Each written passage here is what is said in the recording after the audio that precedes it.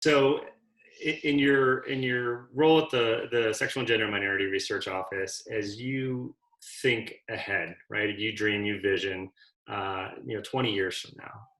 And I'm rewinding and thinking about when Ullman started doing this work.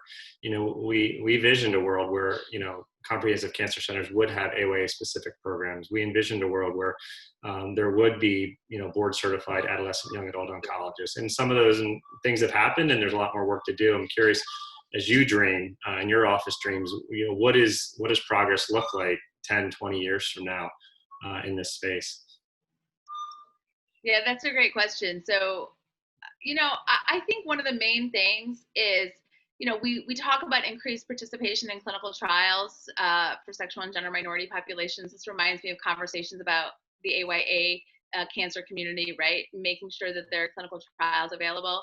The truth is, there are sexual and gender minorities in clinical trials all over the world.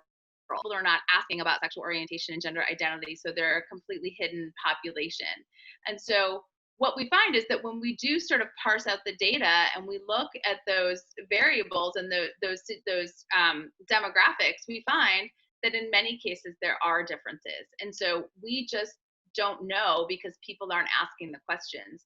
So in 10 years, what I would love to see is that every research project asked about sexual orientation, asked about gender identity, asked about intersex status, and then the subsequent analyses are actually conducted, right? So collecting the data is one thing, that's great.